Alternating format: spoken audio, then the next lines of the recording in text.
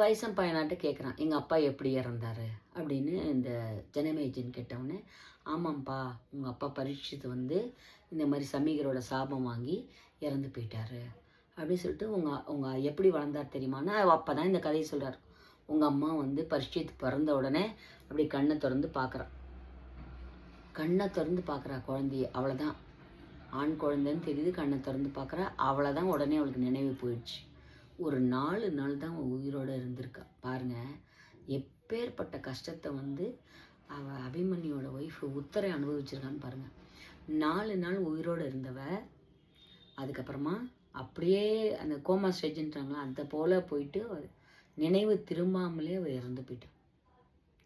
அதனால் பரீட்சித்துக்கு வந்து இங்கே நடந்த போரை பற்றியோ எதுவை பற்றியோ தெரியாது. பரீட்சித் 18 வயசு ஆன உடனே யுதிஷ்டர் என்ன பண்ணுறாரு, இவளை பரீட்சித்துக்கு கூப்பிட்றாரு. அப்போ தான் ஹஸ்தினாபுரிக்கு கூப்பிட்றாரு. அப்போ கூட ஹஸ்தினாபுரி கூப்பிடல, இந்திரபிரஸ்தத்துக்கு கூப்பிட்றாரு.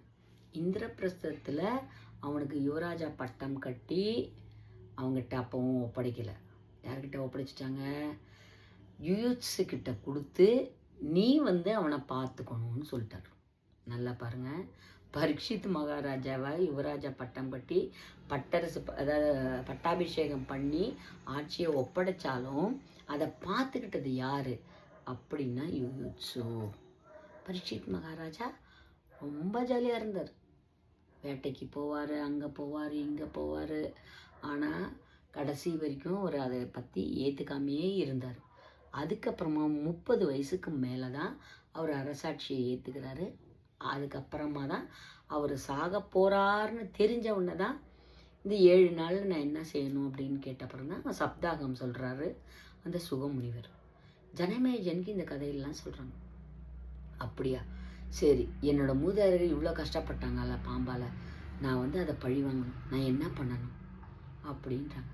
அப்போ அவர் சொல்கிறாரு, நீ சர்ப்ப சத்திர வேள்வி அப்படின்னா அதை வந்து சர்ப்பத்துக்குன்னே ஒரு வேள்வி இருக்கான், அந்த ஹோமம். அந்த ஹோமம் எதில் சொல்லப்பட்டிருக்கு அப்படின்னா அதர்வண வேதத்தில் சொல்லப்பட்டிருக்கு. அந்த அதர்வண வேதத்தில் இருக்கிற அதை நீ வந்து செய்யணும் அப்படின்னு சொல்கிறாங்க. அதை வந்து கொஞ்சம் நஞ்சமாக செய்யலை, 20 வருஷம் அதை பிளான் பண்ண அப்புறமா எப்படி செய்யணும் என்ன செய்யணும் அப்படின்னு கேட்டவுடனே வைசம்பயனர் சொல்கிறார், நான் பண்ணித்தரேன் உனக்கு அப்படின்னு சொல்லிட்டு வைசம்பயனர் என்ன பண்ணுறாரு, அதுக்காக 20 ஆண்டு காலம் ஒரு உழைக்கிறார். 20 ஆண்டு காலம் அந்த நடக்க போகிற 6 மாதம் நடக்க போகிற அந்த சர்ப்ப சத்திர வேள்விக்கு 20 வருஷம் அதுக்கான பொருட்களை சேர்க்கிறார். என்னென்ன சேர்க்குறாரு? 1008 ஆகுதி பொருட்கள் வேணுமா, நிறைய நெய் வேணும், நிறைய சமித்துகள் வேணும். அதுக்காக அவர் என்ன பண்ணுறாரு, ஒரு 6 மாதம் எல்லா பக்கமும் வேள்வி பண்ணுறாரு. எல்லா பக்கமும் வேள்வி செஞ்சு எல்லா வேள்விக்கும் அவங்க சமித்து கலெக்ட் பண்ணுறாங்களே அந்த சமித்தை கலெக்ட் பண்ணுறாரு. 56 தேசங்களில் யார் யாருக்கெல்லாம் ஹோமம் பற்றி தெரியுமோ அப்பேற்பட்ட புரோகிதரில் கொண்டு வந்து இறக்குறாரு. 20 வருஷம் இதுக்கு பின்னாடி அவர் உழைச்சிருக்கார். அந்த ஜனமேஜயன் செஞ்ச சர்ப்பயாகம் வந்து ஒரு நாளில் முடிவு பண்ணது இல்லை. அதை முடிவு பண்ணலாம், அதை என்ன பண்ணலாம், எங்கே பண்ணலாம், எப்படி பண்ணலாம், அதை யோசனை பண்ணி அதுக்கு தேவையான சாமானை வந்து 20 வருஷம் சேமித்து வைசம்பாயனர் அதை பண்ணுறார். 20 வருஷம் சேமித்து 56 தேசங்களிலிருந்து அதுக்கேற்ற முனிவர்கள்லாம் வந்து அந்த யாகத்தை அவர் பண்ணுறார். அதை பண்ணும்போது தான் ஜனமேஜயனுக்கு அந்த பிரம்மஹத்தி தோஷம் ஏற்படுது. அவனுக்கு எப்படி ஏற்படுது பிரம்மஹத்தி தோஷம் அப்படின்னா, அவன் கேட்பான், வியாசரை கூப்பிடுவான். வியாசரை கூப்பிட்டு இந்த மாதிரிலாம் நடந்ததா உண்மையா அப்படி இப்படின்னு கேட்பான். நீங்கள் நினச்சிருந்தா நிறுத்திருக்கலாமே, நான் நினச்சிருந்தா நிறுத்திருக்கலாமே, ஏன் நீங்கள் சொன்னதெல்லாம் கேட்க மாட்டாரா, நீங்கள் பாட்டனார் தானே, நீங்கள் சொன்னால் கேட்க மாட்டாரா, தர்மர் கேட்க மாட்டாரா, ஏன் கிருஷ்ணர் நினச்சிருந்தா நிறுத்திக்கலாமே அப்படி இப்படிலாம் ரொம்ப சொல்லுவோம். அவருக்கு வியாசருக்கு கோபம் வந்துடும். இந்த பார்ப்பா, என்ன நடக்க போகுதுன்னு நமக்கு தெரியும், ஆனால் அதை தடுத்து நிறுத்த முடியாது, அதுதான் விதியோட வேலை அப்படின்றாரு. இல்லை, நீங்கள் நினச்சிருந்தா இதை நிறுத்திருக்கலாமே, முக்காலமும் உணர்ந்த முனிவரை நேனுங்க அப்படின்னு. இல்லைப்பா, என்னாலையும் நிறுத்த முடியாது. ஒன்றும் இல்லை, இப்போ நீ இருக்கையா, உனக்கு 10 நாளில் பிரம்மஹத்தி தோஷம் வருது, அதை நிறுத்துறியான்னு பார்ப்போம் அப்படின்னு சொல்லிட்டு அவர் மறைஞ்சு போயிடுறாரு. உடனே எனக்கு பயம் வந்துடுது. நம்ம எப்படா வந்து இந்த பிரம்மஹத்தி தோஷம் வரப்போகுது, நாம் என்ன செய்ய போகிறோம் அப்படின்னு சொல்லிட்டு என்ன பண்ணால், இதை தீர்க்கறதுக்கு என்ன வழின்னு எல்லாரையும் கேட்பான். இடைவிடாமல் நீ 10 நாள் ஹோமம் செஞ்சுட்டே இரு, இடத்த விட்டு எழுந்து வராத, ஹோமம் மட்டுமே செய், அப்போ வந்து உனக்கு வந்து எந்த பிரம்மஹத்தி தோஷமும் வராது அப்படின்னு சொல்லிடுவாங்க. உடனே என்ன பண்ணுவான், டக்கு நான் வந்து மகாராஜா வச்ச சக்கரவர்த்தி ஆச்சே, எல்லாரையும் கூப்பிட்டு ஹோமம் ரெடி பண்ணுறான். 1 நாள் ஆச்சு, 2 நாள் ஆச்சு, 3 நாள் ஆச்சு, 9 நாள் ஆயிடுச்சு. 10ஆவது நாளும் ஆச்சு. 10ஆவது நாள் சாயந்தரம் ஈவினிங் ஒரு 6 மணின்னு வச்சுக்கோங்க, அந்த ஹோமம் முடிய போகிற நேரம்.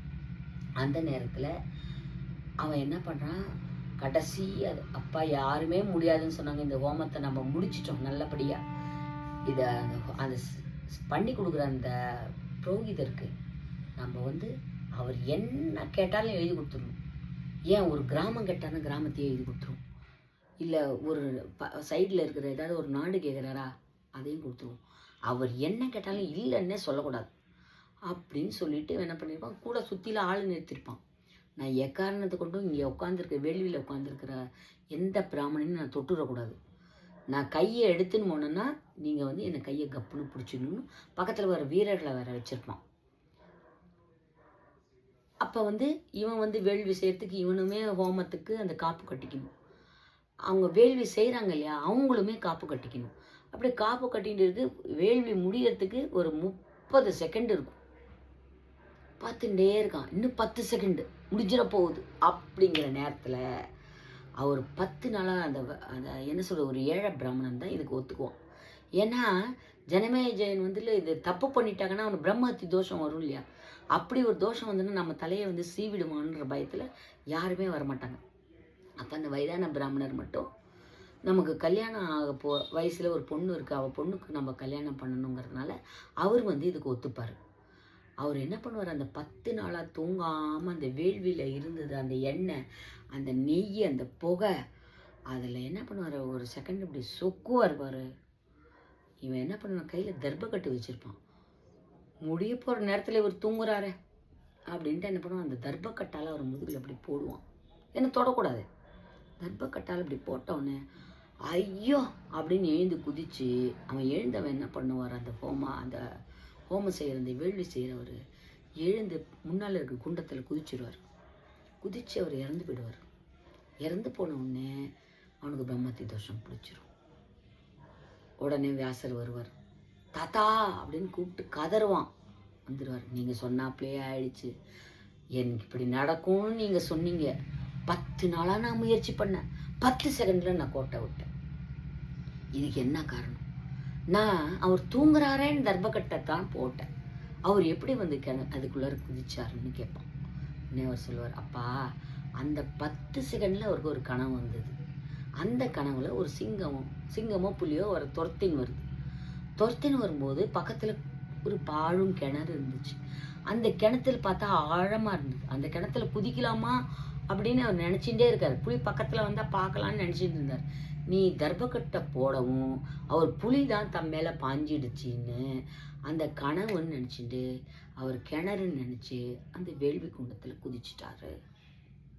அதனால தான் உனக்கு பிரம்மஹத்தி தோஷம் பிடிச்சிது அப்படிம்பார். சரி, இந்த பிரம்மஹத்தி தோஷம் போகிறதுக்கு நான் என்ன பண்ணணும் அப்படிங்கும்போது தான் அவன் நீ சாந்தி யாகம் எப்படி பண்ணுறதுன்னு அவர் பரீட்சித் மகாராஜா கதையும் அப்போ தான் அவருக்கு தெரியுது. அதை பற்றி கேட்கும்போது எல்லா பாவத்துக்குமான பரிகாரம் வந்து நீ சர்ப்பசாந்தி பண்ண போகிற. அது பண்ணும்போது அந்த இடைப்பட்ட நேரத்தில் நீ மகாபாரதம் கேளு, அப்படி கேட்கும்போது உனக்கு பிரம்மஹத்தி தோஷம் நீங்கிடும் அப்படின்னு ஒரு வியாசர் சொல்கிறார். அதனால தான் பரீட்சித் மகாராஜா அதை ஜனமேஜயன் வந்து அதை பண்ணுறான். அந்த ஜனமேஜயன் மட்டும் என்ன, அவனுமே கவிஜாத்தன் கூட்டுன்னு போகிற வரைக்குமே அந்த அந்த அவருக்கு எதுவுமே தெரியாது. கவிஜாத்தன் வந்து யாரை கூப்பிட்டு போகிறான், பரீட்சித்தை கூப்பிட்டு போகிறான். பரீட்சித்தை கூப்பிட்டு போய் குருட்சேத்திர போரெல்லாம் காமிச்சிட்டு அதுக்கப்புறமா அவர் சப்தாகம் கேட்டுட்டு அவர் மோட்சத்துக்கு போயிடுறாரு. ஜனமேஜயன் இந்த சர்ப்பத்துக்கெல்லாம் சாந்தி செய்யணும் அப்படின்னு சொல்லி அதர்வண வேதத்தில் சொல்லப்பட்டிருக்கிற மாதிரி அவர் சர்ப்ப சாந்தி அவர் பண்ணுறாரு அப்படிங்கிறது தான். அப்படி பண்ணும்போதும் அவரோட பிரம்மத்தி தோஷம் போக்குறதுக்கும் அந்த மூதாதையர்கள் வந்து நல்ல கதிக்கு போகிறதுக்கும் அந்த மகாபாரத கதையை கேட்கணும். நீ வந்து எவ்ரிடே வந்து நீ கேட்கணும். கேட்கும்போது உனக்கு பிரம்மத்தி தோஷம் இல்லை, கொலை, பாதகம், பாதகம், சிசுவத்தி, அவர் நிறைய சொல்கிறார். பிராயச்சித்தமே இல்லாத பாவங்கள் கூட மகாபாரதத்தில் ஒரு லைன் கேட்கும்போது அது வந்து பரிகாரமாகுதுன்னு சொல்கிறார். இந்த மகாபாரத போர் எப்போது தொடங்கியது? ஒரு ஆணி மாத கிருஷ்ண பட்சத்து பிரதமையில் தொடங்கியது. எப்போ முடிஞ்சது? ஆடி மாதம் வளர்பிறை பஞ்சமி என்று முடிந்தது. எது? இந்த சத்திரவேள்வி முடிஞ்சதுன்னு இந்த மகாபாரத கதை சொல்லுது. பாருங்கள், ஆனி மாதம் கிருஷ்ணபட்ச பிரதமி என்று ஆரம்பித்து ஆடி மாதம் சுக்லபக்ஷ பஞ்சமி என்று நிறைவு பெற்றது. யாரால் நிறைவு பெற்றது? ஆஸ்திகனால் நிறைவு பெறலை. ஆஸ்திகன் வந்து தானம் கேட்பார். தானம் கேட்டதில் இந்த வேள்வி வந்து நிறைவடையாமல் போச்சு அப்படிங்கிறது தான் அந்த கதை பிடிச்சிருக்கா லைக் பண்ணுங்கள், சப்ஸ்கிரைப் பண்ணுங்கள், ஃப்ரெண்ட்ஸ்க்கு ஷேர் பண்ணுங்கள், என்னை ஃபாலோ பண்ணுங்கள்.